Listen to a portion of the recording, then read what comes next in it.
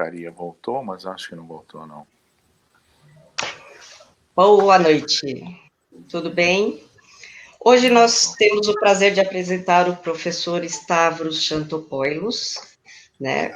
Um grande amigo meu, e que hoje é também um grande educador, e que hoje conversará conosco sobre a educação, né? Como ela ficará, né?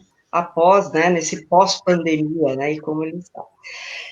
O professor Stavros, ele foi responsável, né, pela FGV Online, tá? E também agora pela plataforma Kitutor, né? Então, nós vamos conversar com ele sobre a atual situação da educação agora no pós-pandemia, né? Qual a visão dele, né, e o que ele acha de toda essa situação.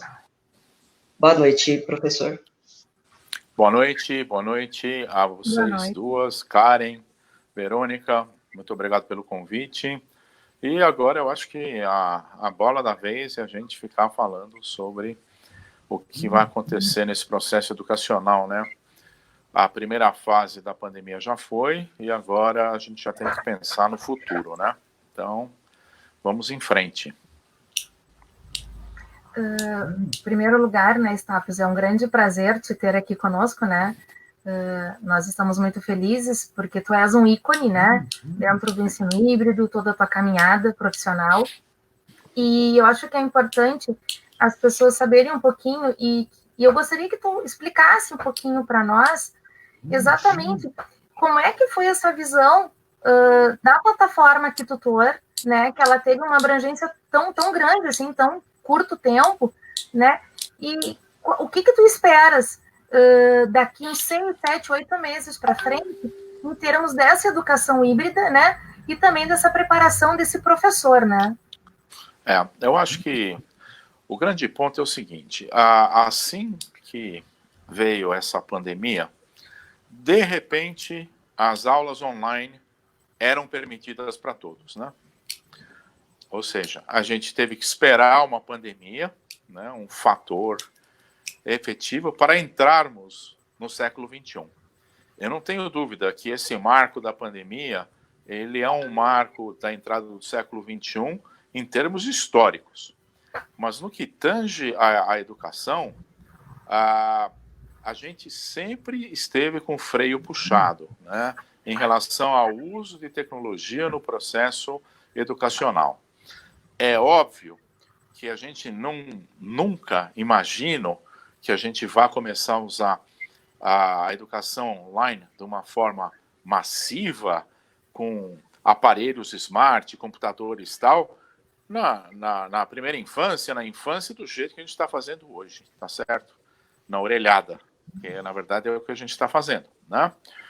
Isso teria que ser planejado e introduzido de uma forma, vamos dizer assim, com um contexto pedagógico adequado. Mas, infelizmente, o que aconteceu nesse momento? Tudo que era aquilo que a gente denomina de educação à distância, a primeira coisa que foi feita até pelos órgãos competentes, né, e por aqueles que estão à frente dos processos nesse processo, começou já a se caracterizar a educação remota. Então, já de alguma forma, você percebe que a gente coloca o problema de tal forma que começamos a falar que vai ter um monte de gente excluída, tal, etc.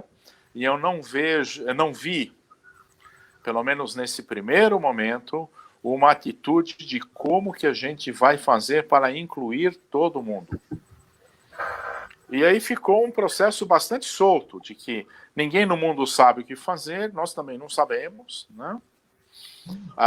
Pode-se dizer claramente que o Ministério da Educação não teve protagonismo nesse primeiro momento, né? O protagonismo veio pelos órgãos que de alguma forma deveriam estar trabalhando em cima das normatizações, de portarias. Opa, caiu a conexão. Caiu logo. Então, o que acontece?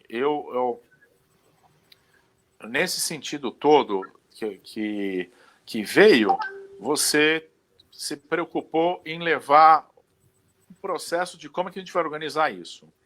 E à frente disso está o CNE, né, o Conselho dos Secretários de Educação, tanto estadual como os municipais, o próprio Congresso e, efetivamente, o MEC também tem frente de todo esse processo, não tenha dúvida nenhuma.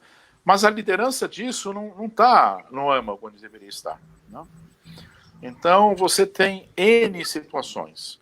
Se nós tivéssemos pensado numa integração nacional, tá certo? Lá atrás, né? Não agora nesse governo, lá atrás, já pensado em como que a gente integraria nacionalmente o país, usando tecnologias de rede e tal, etc., quem sabe a gente não estaria melhor preparado para isso hoje, né? Okay? Mas o que aconteceu é que nessa primeira onda você teve que cada um se virar como pôde, entraram essas ferramentas todas que a gente está vivenciando hoje em dia, né? A da Google, da Microsoft, o próprio Zoom, né? Todo mundo se virando com WhatsApp, com cartazes, com tudo que se possa imaginar, alguns mais estruturados, outros menos, em termos de área pública, alguns estados melhor, alguns municípios melhor, as escolas se virando como podem, tá certo? E cada um hoje tem uma visão clara. A vantagem desse processo, uma das vantagens que o processo tem trazido em termos de conscientização para o mundo digital é que dentro desse novo contexto de rede, você tem um núcleo familiar participando das coisas de uma forma efetiva e sem muita escolha. Porque o pai vai, além de ter que fazer home office, na sua maioria, né, aqueles que conseguem fazer em função da sua atividade, ele tem que acompanhar a aula do filho, que provavelmente é via um Zoom ou algum outro tipo de coisa. Então, a gente está, de alguma forma, trazendo uma consciência do uso das ferramentas para dentro de casa.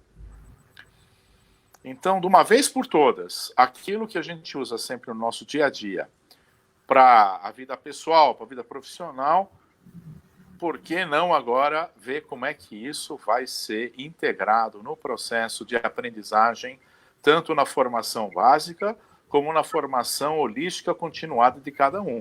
Porque não pense você que tem que deixar de fora as pessoas que não estão fazendo formação básica. Esse é o momento das pessoas aproveitarem, tá certo? Estando desempregado, eventualmente, ou com menos atividade, para fortalecer sua formação. E nada melhor que um ambiente digital. E nesse sentido, já há algum tempo, desde mais ou menos uns 2 anos, eu e meu sócio, a gente cunhou um novo termo para EAD. Então, ao invés de a gente deixar o termo distância, a gente fala em educação com aproximação digital. Ou por aproximação digital. E isso daí já rompe, então, esse contexto da distância e permite que a gente possa dimensionar melhor essa engenharia de como a gente faz a inclusão de todo mundo. Porque não tenha dúvida nenhuma. Da mesma forma que as pessoas falam que, puxa vida, o camarada que mora, por exemplo, num lugar super distante e tal, não tem acesso. Bom, ele optou por morar lá, não tenha dúvida nenhuma. Isso é uma questão. Nós, conscientes de como podem chegar as coisas lá, temos que ter uma engenharia para fazer que cheguem. Tá certo? E nem que seja de todas as formas, porque os meios que a gente tem para fazer isso estão associados a, inclusive, rádio, televisão, todos os meios. E as formas de fazer chegar à rede não é necessariamente só pelo celular ou pela internet. Disponibilizamos internet para os estados do Norte e do Nordeste. Isso já aconteceu o ano passado, se não me engano. E daí? Você entregou smartphones para os alunos ou iPads? Preparou os professores para ter conteúdo, para que essa rede tenha algum significado? Ou quem tiver celular vai continuar a entrar nas redes sociais para mandar foto, fazer check-in e devolver comentários de kkk, tá certo? Então, não estamos, vamos ter que aproveitar esse momento para introduzir tudo isso num contexto que nós denominamos de cidadania digital também. Então, essa é a hora da gente rever esse processo. É um momento importante para que a gente primeiro estanque o sangue. A pandemia estancou o sangue, ruptura, né? Vamos corrigir. E agora temos que pensar como é que a gente vai fazer para o novo ano letivo, o ano que vem, tá certo? Será que a gente vai ter que manter essa rigidez toda de X% de aulas online para ensino médio, para ensino de jovem adulto e para universidade, ou está na hora de a gente criar consciência que vale cada instituição, cada um na sua área de carreira, estabelecer modelos pedagógicos que incluam presencialidade, instrumentos híbridos, laboratórios virtuais e, obviamente, as aulas práticas em quantidade suficiente, adequada, para que você possa fazer com que aquilo que o público-alvo almeja de conhecimento seja entregue da melhor forma possível, misturando os meios e as metodologias, tá certo? E que isso seja um processo sustentável para quem for ofertá-lo, né? Então, esse eu acho que deve ser a tônica de quem vai planejar o futuro pós-pandemia. Eu não posso ser insensível, porque o pós-pandemia não vai ser um processo fácil. Primeiro que esse processo de primeira parte física, o distanciamento vai permanecer. Então a gente vai fazer o quê? Nós vamos ter 1/3 da turma aparecendo diariamente? Então vai ser 3 dias para valer 1? Ou seja, a única forma de você fazer com que o dia valha dia para todo mundo é você utilizar algum tipo de tecnologia para completar o ciclo. Tá certo? Aumentar o giro do uso desse recurso. Ninguém vai triplicar o espaço físico. Aliás, a ferramenta que a gente idealizou era justamente para que você pudesse implementar um ensino integral híbrido. Ou seja, um turno do aluno na escola e o outro turno com a tecnologia, tá certo? E voltado para atividades que possam fazer com que ele melhore a sua performance da melhor forma possível. Complementação para uns, avanço para outros, de acordo com a característica de cada aluno, tá certo? E assim vai, né? Então, esses aspectos todos envolvem talvez a parte fácil do processo. Depois tem uma parte muito difícil, que é eu volto para um ambiente, depois de isolamento, onde o professor não só teve que se virar nos 30 na maioria dos ambientes, está certo? Que a maioria dos ambientes não estava preparado para isso. São poucos os ambientes que tinham um alinhamento entre a sua atividade presencial e a sua atividade online, por exemplo, no ensino superior. Esses não sofreram muito, né? Na maioria dos ambientes, o ensino dito à distância, né, era visto como uma outra parte. Isso não faz parte, né? Eu já vi em instituições onde o pessoal do presencial não quer conversar com o pessoal do EAD, né? Eles para lá, nós para cá, né? Quando eu chego no ensino médio, só os colégios de altíssimo padrão prevêem metodologias integrando a tecnologia, as metodologias mais ativas, preparando efetivamente o aluno para o século XXI, né? E na maioria dos outros ambientes você tem eventualmente iniciativas dos professores ou de alguns grupos e escolas que têm direção mais proativa que faz isso acontecer, né? E se a gente olhar, a maioria dos estados também não está tomando atitudes muito fortes para fortalecer isso. Então você vai ter uma dicotomia enorme da sensação do professor, né, e dos alunos nesse processo que vai ter que se ajeitar. E é interessante que a gente não inclui o aluno nessa equação, né? Que nesse momento o aluno é um nativo digital. Então ele poderia ser um elo muito importante para integrar o professor que não tem craquejo digital, por exemplo. Ou seja, eu faço com que o nativo digital ajude o imigrante digital no aspecto do mundo digital, e aí a troca fica a sabedoria e o conhecimento de um ajudando o outro e vice-versa, né? Então, talvez essa nova relação vai existir. onde o professor clica ali que vai funcionar, etc. Né? Nós não estamos trazendo esse ator para dentro do processo. Né? Vamos ter que cuidar da capacitação do professor, não tenha dúvida nenhuma. Né? Os cursos de pedagogia vão ter que acordar para essa realidade. Chega de ficar resistindo, né? Estou cansado de ver os senhores e as senhoras da educação do Brasil colocando a tecnologia sempre em último plano. Não tem mais jeito. Acabou, não tem volta isso. Né? É parte integrante da nova cidadania que a gente tem que exercer, além da cidadania que a gente tem. Temos que utilizar isso a favor do país para criar uma cidadania que permita que o cidadão possa enaltecer seu conhecimento, ter acesso, buscar o que ele quer e melhorar sua qualidade de vida. Nós não podemos brecar isso, porque a gente pensa em interesses que vêm eventualmente prevalecendo no país e esse processo cartorial que a gente vive no país há séculos. Né? E o último ponto é o ponto mais crucial, que é o ponto psicológico. Né? Porque as crianças e os jovens e os professores vão voltar para um ambiente onde eles vão se encontrar, que é um ambiente muito de luto. Mesmo é um ambiente que a gente conseguiu transpor, mas ao mesmo tempo tem o luto, tem uma vivência de gente que provavelmente passou pelo Covid sem problemas, gente que passou pelo Covid com problemas, gente que passou pelo Covid com problemas e perdas. Né? Então, essa volta às aulas não é bom dia, vamos recomeçar. Tem um período aí muito importante de acolhimento, que eu diria que seria uma empatia mútua. É o trabalho da empatia, né? Todos. Então, tudo isso tem que estar equacionado. E tem gente pensando nisso, tá certo? Sim. Eu só sinto que isso está sendo liderado por ONG, e não pela iniciativa que deveria ser liderado, tá certo? Então, ainda bem que tem alguém que está, pelo menos, se preocupando com esse aspecto, né?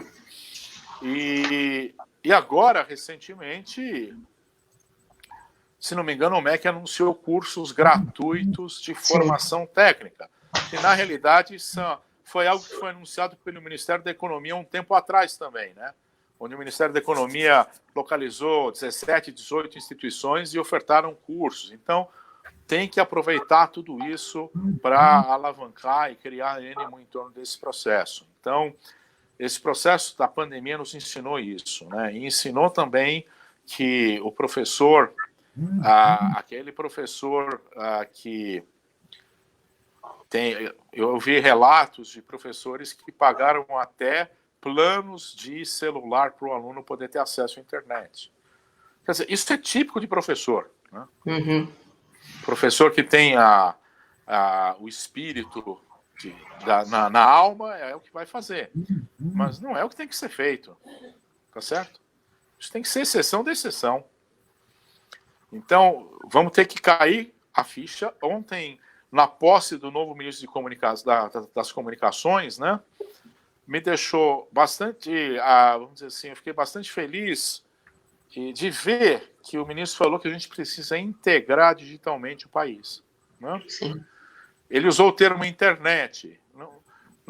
Claro, você tem que ter acesso à internet, mas essa integralização, ela vai passar por um processo que tem que ser uma engenharia. A gente tem muita coisa sobrando, a gente tem banda de satélite sobrando. A gente tem estados que estão todos já cabeados com fibras óticas que são subutilizadas. Né? Eu não tenho dúvida nenhuma que a gente está falando muito da educação, da formação básica, né? Mas o foco nosso também tem que estar na parte mais importante do ser humano, que são os 1000 primeiros dias de vida. Né?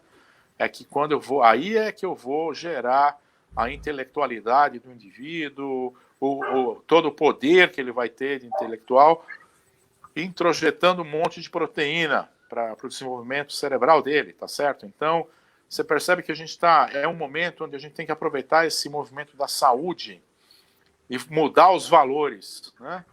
Então, a educação vai se fazer, sim, com o agente comunitário da saúde que está lá na ponta. Esse é um camarada muito importante para ver a necessidade que se tem de cuidar dessas crianças recém-nascidas, né?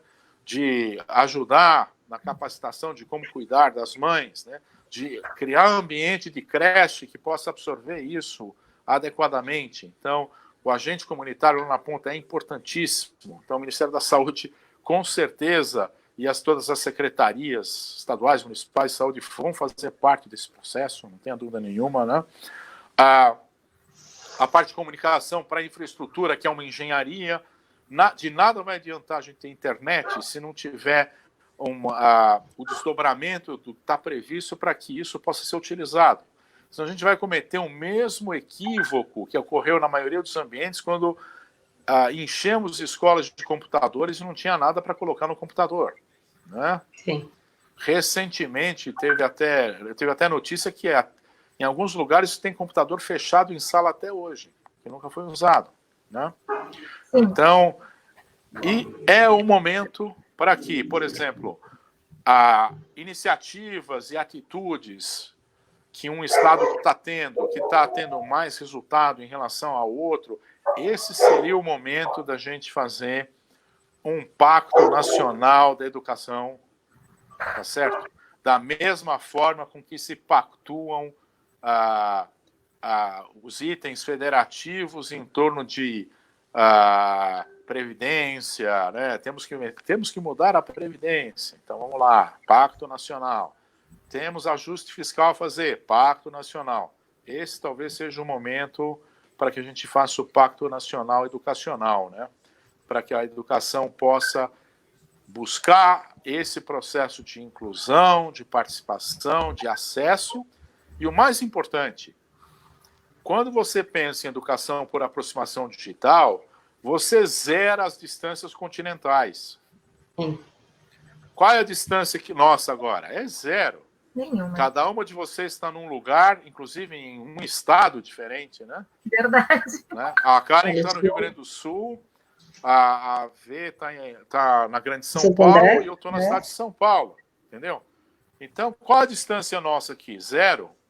Qual o grau de presencialidade que a gente está tendo? 100%.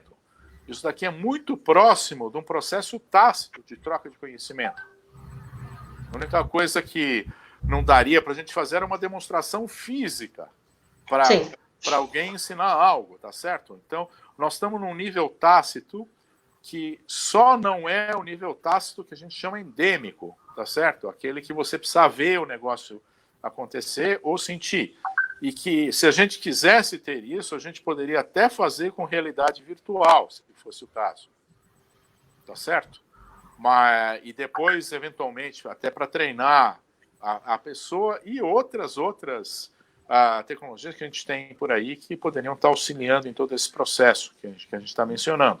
Então, esse seria um momento ímpar da gente iniciar um processo de integração nacional.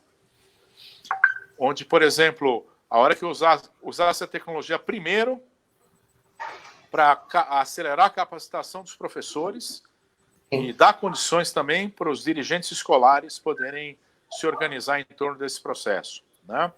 E quem tem mais, contribui com quem tem menos, tá certo? Agora, todo mundo tem algo mais para contribuir, qualitativamente falando, não na quantidade, tá certo? Então, esse seria um momento importante para isso e tem espaço para que isso ocorresse de uma forma, vamos dizer assim, até acelerada. É uma questão de engenharia só, né? E depois fazer com que isso se tornasse uma bola de neve positiva. Num segundo momento, você já está apto e atuando nesse processo onde a tecnologia, de alguma forma, vai te ajudar a complementar e eliminar esse processo de exclusão. E talvez um segundo momento mais avançado, um terceiro momento, você começa a quebrar a falta de inclusão e a integração cultural até. Porque imagina só se eu consigo ter uma interação entre crianças e jovens do Sul com crianças e jovens do Norte, Nordeste, tal, etc., interagindo em projetos escolares. Eu estou trabalhando para a integração nacional, fazendo integração cultural, ou seja, acelerando um processo de cidadania de uma forma bastante interessante usando tecnologia, né? Então, talvez esses seriam alguns dos principais eixos e variáveis que eu traria aí para que a gente pudesse desenhar adequadamente esse processo de pós-pandemia na educação. Uma coisa, Stavros, que acaba nos preocupando também, ao menos aqui no Sul, bastante, né, é a questão principalmente da educação infantil, né, que eu acho que é uma grande preocupação, não só das famílias, mas também das instituições, né. Então, com a tua vasta experiência nesse ensino híbrido, se tu pudesse hoje, assim, dar um conselho ou um caminho, né, para as próprias instituições e gestores, né, como é que seria esse caminho? Porque, assim, eu sempre falo para as minhas alunas do curso de pedagogia que já teve a lacuna desse início de semestre, ela já tem. A gente tem que tentar, até o final do ano, diminuir essas lacunas e os efeitos. Analisando toda a tua fala em cima da formação, em cima dessa organização que o professor tem que ter, qual seria hoje o grande momento ou a grande caminhada, tanto para os pais, quanto para os professores e gestores, porque eu acho que é um tripé que tem que envolver, né, essa criança. O que tu nos dirias, assim, com toda a tua experiência, que seria o início para a gente tentar diminuir essas lacunas, ao menos até o final do ano, vislumbrando um 2021? Olha, eu até o final do ano, eu particularmente, eu tenho muito claro, se não me engano, ontem saiu uma portaria do MEC, não lembro o número, já estendendo até o fim do ano, até 31 de dezembro, de alguma forma oficializando o contexto das aulas online, tá certo? E cada instituição vai ter que arrumar uma forma de se organizar em termos pedagógicos para que isso ocorra. Eu, particularmente, digo a vocês, não dá para a gente falar ano letivo perdido, né? Mas é muito difícil a gente imaginar que esse ano 2020 a gente vai poder considerar da mesma forma que consideramos todos os outros anos. E o pior de tudo vai ser que vão existir, eventualmente, grupos de pessoas que conseguiram manter esse ano como se nada tivesse acontecido, e uma boa parte que, infelizmente, vai ter perdido um ano, né? No contexto pessoal, até para quebrar um pouco esse clima, eu vou comemorar a mesma idade o ano que vem. Ou seja, se a gente parar para pensar, esse ano é um ano de balanço, de questionamentos, né? Olha como você pega e desmonta todo um processo, né? E com gente chutando para tudo quanto é lado, né? Tá certo? Olha a própria posição de quem eventualmente deveria. Não tem parâmetro. A Organização Mundial da Saúde, ela pá. Aí você vai ouvindo, vai fazendo, cada um imagina como devem ser as coisas, né? Cada um dentro da sua lógica, etc. Mas solução por solução é impressionante, porque eu vejo coisas assim que a gente tem experimentado que certamente terão que ser estudadas mais a fundo, porque a gente está vendo quebra de paradigma. Então, por exemplo, eu vejo aula online ao vivo de alfabetização. E você vai me dizer que o menininho ou a menininha do outro lado lá não está aprendendo? É óbvio que está. Tá certo? Então, como é que a gente vai usar isso? Tá certo? Como é que eu vou transformar isso depois para dentro da sala de aula, né? Eu vejo professoras dizendo, olha, os alunos estão se sentindo importantes, pequenininhos, porque agora eles estão numa rede social própria, então eles podem conversar com os amiguinhos, tá certo? A mãe dizendo que a aula é tão interessante que o irmãozinho mais novo também quer fazer. Agora, por que isso está acontecendo? Porque nesses ambientes houve preocupação dos pais e dos educadores em prepararem o processo, tá certo? E preparar o processo, eventualmente, de forma híbrida, é aquela velha história. Hoje eu fui a dentista, ela falou que o filho dela estuda num colégio, que a professora chora no fim da aula porque ela não conseguia terminar a matéria. E agora, o filho dela, de 14 anos, fala que com 15 minutos de aula, ele consegue entender tudo. Porque existiu todo um planejamento também, que é importante, né? Não, mas e porque eles não estão lá para ficar fazendo as bagunças inúteis que eles fazem. Então, isso é o uso da tecnologia para desenvolver essa cidadania. Tá certo? Então, tem N caminhos. Agora, o caminho correto, não tenha dúvida, o caminho correto não é a aula de Zoom das 7 ao meio-dia. Ah, não. Mas Não isso dá é porque... Esse é o caminho de fim de mundo. Principalmente para os pequenininhos, tá certo? E isso ocorre porque a maioria dos ambientes não tem outra forma de fazer, porque eles não têm conteúdo. Não, e Porque ainda na situação emergencial, eles acabaram pegando o planejamento de uma aula tradicional e colocaram no computador. Porque quem tem planejamento pedagógico adequado, a professora, bem ou mal, o professor, grava seus 15 minutinhos e depois marca uma aula presencial, online, síncrona, e basicamente, de alguma forma, tira dúvidas, complementa conceitos e assim vai. Ah, mas isso não dá para fazer com todo mundo. Claro que não. É o que eu falei. Você vai ter que, pedagogicamente, adequar o modelo para cada estágio. Eu lembro lá atrás, quando, em meados de 2000, 2004, 2005, que a gente fazia objetos de aprendizagem com personagens, isso para pós-graduação, hein? Personagens, para o personagem poder guiar o aluno, né? Porque não havia esse grau de usabilidade fácil naquela época e não havia também a usabilidade que você vai aprendendo a usar, né? E o meu diretor geral falava, pô, por que vocês põem esses bonequinhos aí? Isso aí ridiculariza o processo e tal. Mentira.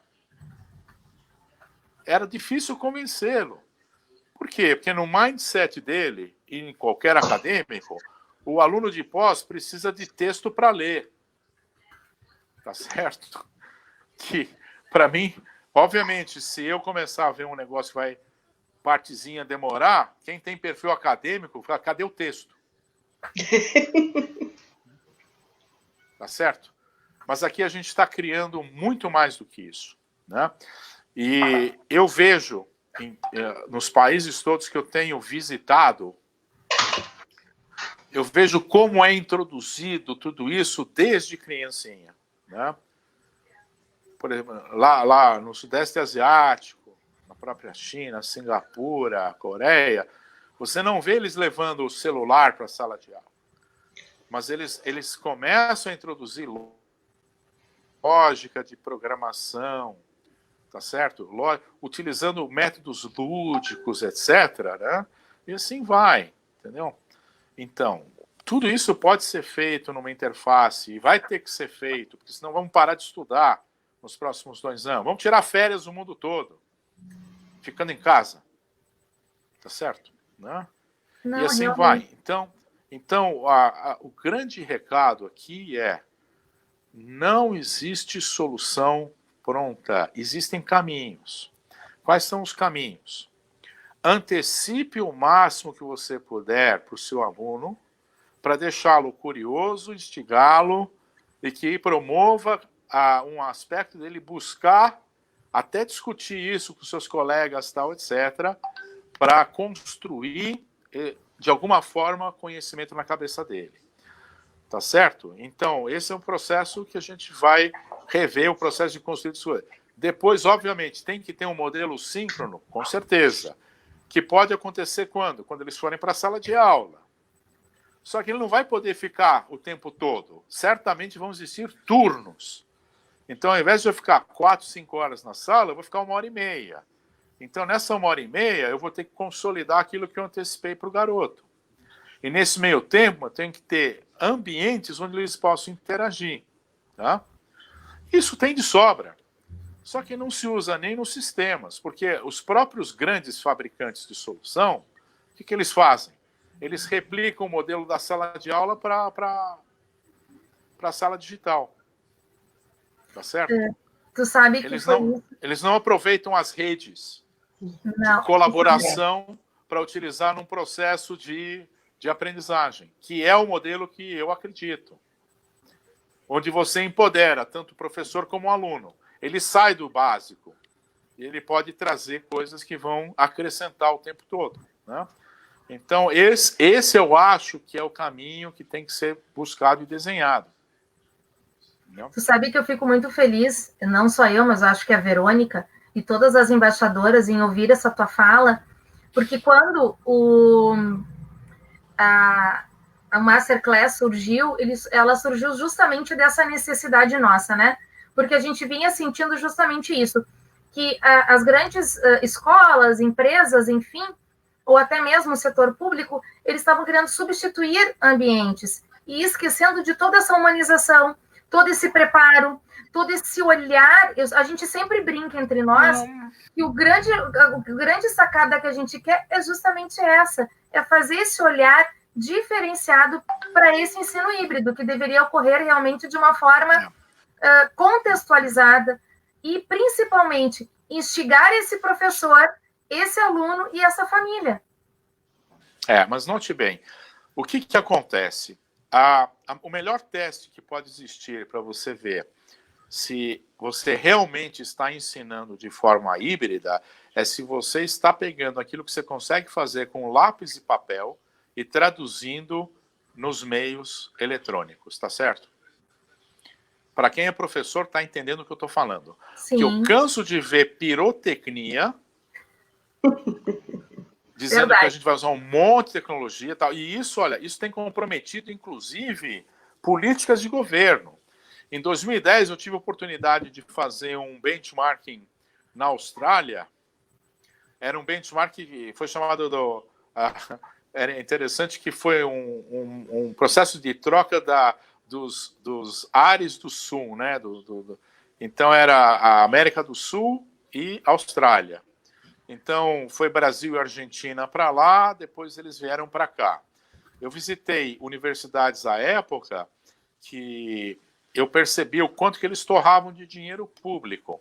E o governo parou de financiar alguns anos depois em função da falta de capacidade do gestor educacional, do coordenador pedagógico, de entender como usar as coisas. Uma coisa é você fazer um teste com uma tecnologia. Outra coisa é você falar, estou usando o Second Life. E daí? Não, e daí que é um negócio bacana. Para quê? Não, porque um aluno que é tímido participa. Pô, é mais barato você contratar o psicólogo para ele. Porque os caras montavam umas estruturas totalmente malucas, custosas, que demoravam séculos para entrar, para sair, e o efeito pedagógico disso, em termos de aprendizagem, não era comprovado. As trilhas, então, por exemplo, exatamente. Então, a regra para tudo isso que eu comentei para todos que estão nos ouvindo, seja professor, seja gestor escolar, o que quer que seja, são 3 eixos. Qual é o objetivo da aprendizagem? Enfermagem. Ok, vamos lá, pegar enfermagem. Ou então uma disciplina tipo biologia. Uma boa parte disso tem que ter laboratório. Né? Então, uma parte você já sabe que você vai ter que separar para o laboratório. O laboratório pode ser virtual? Pode, porque o laboratório virtual ele vai trazer craquejo, custa menos, vai evitar acidente de trabalho, tá certo? E quando o cara ficar craque, aí ele vai para o físico. Ok? Então, o que eu posso antecipar para o camarada para que quando ele vier falar comigo, eu não vou simplesmente copiar o que está na apostila num quadro. Tá certo? Esse é o grande, né? E isso tá 100% na internet. Todo o conteúdo está na internet. Qual que eu vou escolher para esse cara, desse aterro sanitário da internet, tá certo? Para que seja a melhor coisa para ele, né? E a hora que eu conjugar isso tudo, qual vai ser a melhor forma de eu fazer chegar isso para o meu aluno, dado as condições do mercado, do ambiente que eu atuo. E essa conta tem que ser sustentável. Se não for sustentável, você vai ter que abrir mão de alguma coisa. Da sustentabilidade financeira da instituição, não vai ser. Você vai ter que aumentar a parcela do aluno, ele não vai querer. E normalmente recai onde? Você baixa a qualidade do conteúdo. Sim. Tá certo? E, infelizmente, no Brasil, por não termos visto a EAD como um instrumento de acesso, claro que é de acesso, né? Mas a gente banalizou a EAD e ela se tornou algo visto com má qualidade. Por isso todo mundo fica assim, quando você fala em educação à distância ou com aproximação digital. Porque você, na realidade, fica pasteurizando um processo que torna uma fábrica de diplomação e de certificação. Sim. É um processo de auto-engano, na sua maioria. E se você parar para pensar efetivamente que o esforço para fazer bem feito e mal feito é o mesmo, dava para a gente alicerçar tudo isso, né? Em termos estratégicos, vocês podem ver que até os grandes grupos educacionais do ensino superior estão focando no ensino básico agora. Sim. Por quê? Porque percebeu-se que a reforma que os governos passados fizeram de começar pela educação superior não, só trouxe inclusão numérica. Teve muita gente que se beneficiou, com certeza. Se tivéssemos feito um processo onde a maior parte do esforço fosse para dar alicerce à educação e uma outra parte a reforma da educação superior, a gente teria muito mais a ganhar.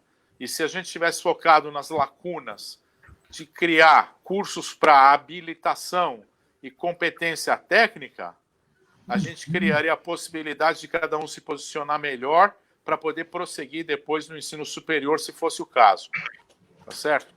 Então, a gente fez tudo de trás para frente, torrou um monte de dinheiro para financiar a gente que se formou e talvez não tenha colocação porque a formação foi precária, tá certo? Né? E agora o pessoal percebeu que não vai se sustentar. Então, para sustentar esses grandes negócios todos que foram investidos, muita gente voltando para empreender, ficar incubando o empreendedorismo para dentro dos seus processos e trabalhar agora no mercado de ensino básico com mais afinco, e espero que isso funcione. E que não seja, de novo, um processo que vai pasteurizar tudo e se tornar um grande negócio, né? E nós agora entraremos em um projeto no Pará, né, que justamente entra com toda essa, com todo um diferencial que até cultural, né, que a gente ontem estava conversando na reunião, né, que nós vamos entrar com todo o diferencial na formação dos professores, né, tanto de cultural, de como vai ser a plataforma, como vai ser toda a estrutura de aprendizagem, os objetivos para cada ponto. Então, eu acho, assim, que a conversa foi, assim, esclareceu um monte de coisa, abriu bastante coisa, até o termo a gente vai usar, porque a distância, né, tirar o termo à distância, né? Então, mas, assim, só não esquecer de referenciar. Sim, não, gente, Bom, não, mas assim, o que se percebe muito é que, assim, com relação às crianças, né, às escolas, a humanização, essa volta à escola nos preocupa muito, né, como elas vão voltar, porque analisando e vendo na própria família, com perdas ou sem perdas, o trauma que eles têm ou não, da mudança de um dia para o outro, de casa para a escola, o processo com os pais em casa, todo esse processo de começar a ter a aula no computador. Tinha dias que dava certo, tinha dia que não dava, esse estresse que eles têm. Como eles vão voltar, e assim, essa volta para o colégio é adaptação da rotina, né? Mas esse aspecto do deu certo hoje, não deu certo amanhã, isso é típico de uso de tecnologia, né? Você quando... É só lembrar, toda vez que você ganha o computador, você sempre se sente maravilhado, até que você descobre os perrengues, né? Ou seja, eu lembro do meu isso é normal. Isso é normal, né? Mas o importante de tudo isso é que dentro das redes sociais que a gente tinha, pessoais, de interesses, de conhecimento, do trabalho, criou-se um novo nó, que é a família. Sim. Tá certo? E esse é um momento importante, porque a gente precisa recuperar isso, né? A participação do pai na educação, para ele ver o quão é importante ele não terceirizar isso para fora. Mas para muitas famílias isso foi um choque. Porque você terceiriza. Aí tem pai que fica pé da vida porque ele não consegue ajudar o filho porque a formação dele foi capenga. Então, tá na hora dele voltar a estudar, tá certo? Mas os nossos projetos a gente colocou para os pais também. Esse novo nó família traz esses benefícios todos. E a consciência de que a solução que a escola do meu filho adotou, que o meu governo adotou, foi capenga, espero que a sociedade comece, de baixo para cima, a exigir que a gente traga soluções que sejam mais sustentáveis e de melhor capacitação, né? Então, esse é o caminho. Eu não estou acompanhando o chat, porque infelizmente deu problema na câmera do meu laptop, eu estou entrando pelo celular. Mas se tiver, eu não sei se vai ter dúvida, se a gente vai responder alguma coisa. Tem mais elogios do que... O pessoal está mais concordando, assim... Está mais concordando e elogiando. Elogiando a tua presença. E é justamente isso, né, Stavros? Uma coisa que a gente sempre diz, e eu uso muito com as gurias, e a gente conversa muito sobre isso, não querendo ser um pouco poliana, né, como eu falo, mas o Covid, ele teve um ponto muito positivo, que foi o retorno para as relações. Eu sempre digo que é o retorno do útero, que eu digo que o útero é a tua casa, né? Então, muitas pessoas tiveram que se reinventar novamente, as rotinas tiveram que se reinventar. Então, eu digo que casamentos, hoje, maridos e mulheres estão se conhecendo. Muitos pais agora estão conhecendo os seus filhos, porque saíam de manhã e encontravam o seu filho à noite. Então, se perdia muito. Então, a gente também tem que ver esse lado positivo de tudo isso que aconteceu. Eu acho que foi um grande sacode, né, para a gente também reestruturar. Acredito que os resultados é tudo. Eu, graças a Deus, aqui, eu estou vendo aqui no Sul, ao menos, tratativas de buscar toda uma solução, né? Eu também sou funcionária pública de uma escola técnica, então a gente está toda hora tentando reorganizar essa reaproximação com esses alunos, né? Que eles também estão sentindo essa falta, né? Desse contato. A gente está tentando diminuir essas lacunas até o final do ano. A gente não sabe se a gente vai conseguir retornar até o final do ano, como a Camila falou, né? Será que vamos voltar? Mas eu acho que um grande recado, assim, e eu não tenho como te agradecer, porque a gente percebe que todo o nosso caminho, a própria existência da Masterclass, eu acho que ela tem muito a ver com Stavros. Ela tem muito a ver com a tua caminhada, porque a gente muito se inspirou... Quero minha parte. Isso, vai ter a tua parte. A gente muito se inspirou, principalmente nessa tua fala, que a gente vem há muito tempo acompanhando, que é justamente essa questão do ser o gestor, né? Essas mudanças de postura que são necessárias nesse momento. E isso a gente está tentando trazer. Isso, só para ir finalizando, né? A grande mudança se dará na formação do professor. Sim. E eu, particularmente, já falei isso várias vezes, se eu tivesse a caneta na mão, eu mudaria ou seria o grande indutor da mudança dos cursos de pedagogia, chamaria todo mundo para uma conversa e falaria o seguinte: está na hora da gente mudar isso. vamos montar cursos que a gente chama em alternância ou dualidade. Porque eu tenho uma massa de professores que são imigrantes digitais, mas que são joias raras nas salas de aula. Opa! O sinal deu uma caidinha, normal do ao vivo, da né? tecnologia. Tecnologia, isso é normal, né? Mas eu acho que o pessoal está gostando dessa conversa. Acho que são grandes. Vocês estão me ouvindo? Sim. Estamos te ouvindo.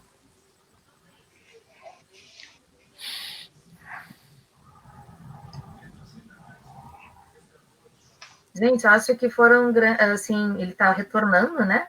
Mas até ele retornar, eu acho que, nossa, o pessoal está todo mundo adorando. Foi uma aula. Não, não, foi uma aula, assim, né? Para nós, que já acompanhamos o trabalho dele, então é maravilhoso ver isso, né? A gente se sente lisonjeada dele fazer a grande abertura do Masterclass, né? Porque, na verdade, a gente tem grande inspiração em cima do trabalho dele, e ele ter aceito esse nosso convite foi realmente emocionante para nós. Nossa. E eu acho que agora as pessoas vão entender muito mais o espírito Masterclass, né? Não é apenas um curso, não é apenas uma coisa qualquer, assim, não. Foi pensado com muito carinho nesses diferenciais, esse projeto que a gente está se envolvendo no Pará. Então, tudo isso é muito importante que as pessoas tenham essa noção, que a gente está vindo buscando um novo olhar para a educação, dentro do nosso know-how que a gente tem, cada uma no seu estado, cada uma dentro das suas realidades, né? Mas acho que isso é muito importante, que a gente perceba que há saída. Agora nós vamos ter que, sim, ser muito criativos, ter muito trabalho em equipe, que de repente é isso que as instituições não estávamos acostumados, né? Trabalhar em equipe, ver essa conectividade entre todo mundo, né? É a gente não olhar para o colega como apenas como um colega ou como alguém que está competindo comigo, mas alguém que possa vir a agregar, né? Eu acho que sim, Mara, nós estamos entrando em contato com ele para ver o que acontece com a conectividade. Algum problema na conexão, né? Isso. Que não está reconhecendo a câmera. Ele vai tentar entrar de novo, senão a gente encerra aqui mesmo com ele. Com certeza assim, nós vamos ter outros momentos com ele, daqui a pouquinho. Com ele. Né? Ele é uma pessoa, graças a Deus, ficou foi de pronto atender o nosso pedido, né? O nosso chamado, né? Uma pessoa que realmente eu acompanho o trabalho dele, a V, então nem se fala, que é amiga dele, né? Então, isso é muito importante, que a gente traga pessoas realmente referência e que vocês possam perceber que ele é gente como a gente e que são possibilidades reais, viáveis. E eu acho que um ponto principal na fala dele é justamente essa questão da gente respeitar, né? A questão das regiões, da pluralidade cultural, do multiculturalismo. Isso é necessário a gente, quando trabalha com educação, levar em consideração, né? E que, ó, ele tá voltando, gente. Coisa boa. O pessoal estava preocupado se ia voltar ou não, hein? Desculpa, me derrubaram, uma ligação me derrubou. Então, eu estava falando, eu tenho joias raras na sala de aula que não tiveram esse craquejo. Apesar deles usarem todos, professores, seu smartphone para tudo, eles não foram preparados para esse processo. Tá? Então, o que acontece?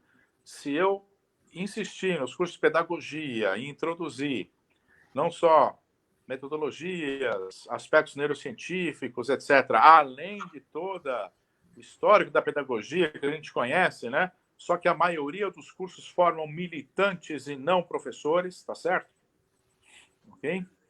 Então, o que acontece? Você efetivamente faz com que esse aluno fique um tempo na faculdade, aprendendo teorias, etc., etc., e depois ele passa outro tempo numa sala de aula com alguém que tem experiência, e aí eu crio aquela simbiose de novo, do nativo digital com o imigrante digital. Né? E é interessante porque, outra coisa, para quem acha que tem gente que não se adequa a educação com elementos digitais, se você não se adequa, se aposenta, porque não tem mais volta, você usa isso para o seu dia a dia, né?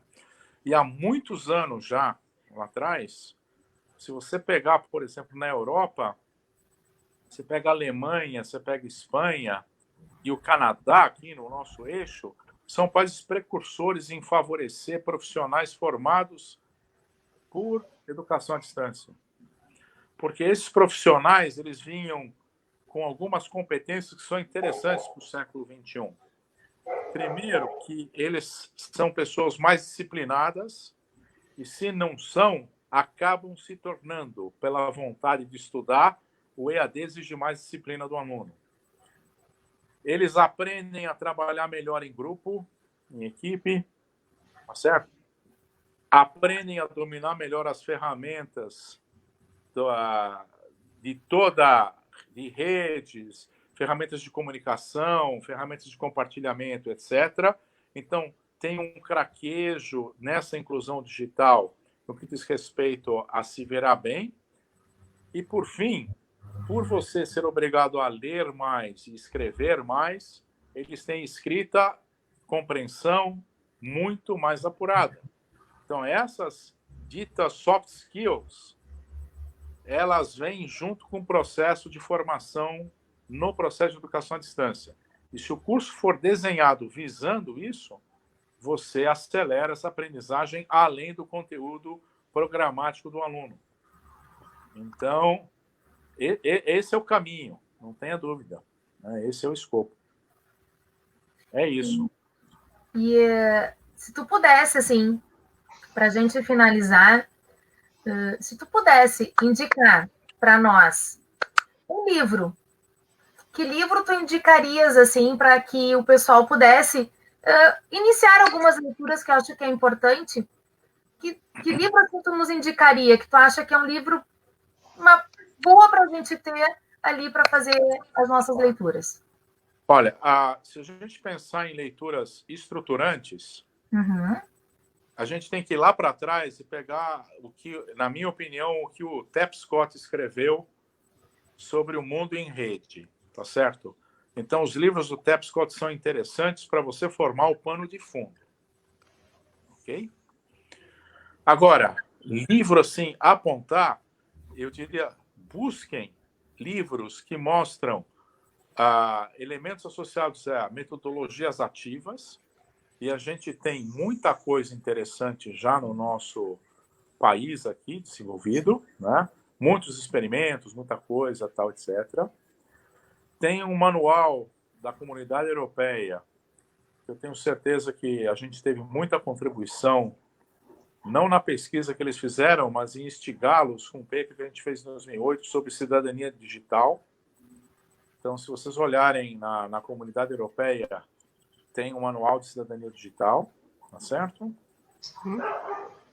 E tem mais uma coisa que eu acho que é importante a gente visualizar, que é o seguinte: tudo que a neurociência está trazendo de como a gente está aprendendo, vale a pena a gente colocar.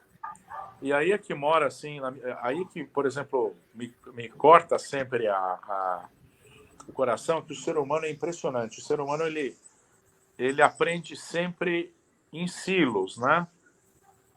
E depois de muito tempo ele percebe que ele precisa ter transversalidade. Então, se você quer se preparar bem para esse processo, tenta ver o que a neurociência está trazendo de mudança de como o cérebro está aprendendo, como é que ele está se comportando perante as novas tecnologias, né? Então, a neurociência é um eixo. O eixo da tecnologia, você não precisa se especializar, mas você precisa saber pelo menos quais são as tecnologias que têm disponível, tá certo? E o terceiro eixo é esse que eu falei, de pano de fundo e de metodologias. Nossa, muito obrigado por essas dicas, com certeza. Eu sou uma que eu já vou sair, né? Embora eu tenha bastante livro de metodologias ativas, mas para indicar para os alunos que com certeza eles estão ali participando, estão agradecendo a tua presença, tem bastante alunos do curso ali, né? Prestigiar, né? E temos algumas falas ali. todos agradecendo a tua presença, né?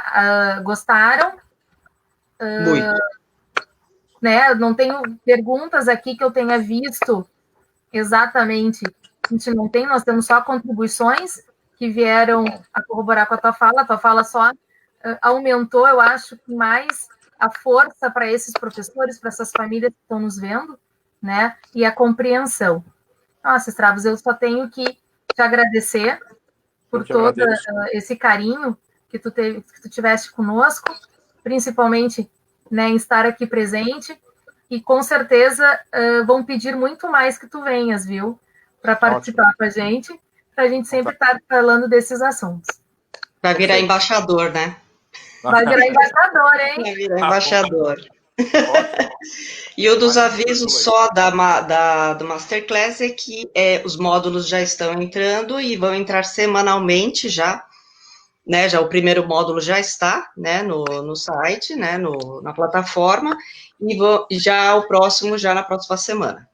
Tá bom, gente? Então, a gente agradece a presença de todos, né, do professor, né, em especial, né, de coração, né, de coração, as meninas também que estão as outras embaixadoras que estão no YouTube também, né, e a todos que nos prestigiaram hoje, né, com toda essa sabedoria, né, que hoje foi presenteado para a gente. Foi um aulão, né? Foi um aulão, né? Um aulão. E só responder ali, ver que agora que eu vi, desculpa, que a Mara pergunta assim, né, quando é que nós vamos começar com os módulos de tecnologia? Porque ela está cansada daquela coisa de só fazer planejamento. Uma coisa que é importante, né, Mara, é que assim, ó, todo o módulo da Masterclass, ela foi pensada justamente na utilização das tecnologias. Então, até quando a gente fala de planejamento, de perfil de aluno, vem justamente nessa fala do Stavros, que é focando neste olhar de como que a gente vai utilizar essa escuta para esse aluno, tá? Justamente como que a gente vai organizar esse ambiente, organizar essas metodologias. Então, todos os módulos foram pensados com muito carinho em cima desse olhar que, graças a Deus, o Gustavo veio simplesmente a brilhantar mais ainda. Obrigadão. Obrigado vocês. Eu vou dar uma olhada lá no YouTube. Tá joia. Tchau, tchau. Tchau, tchau. Beijo. Tchau, tchau. Tchau.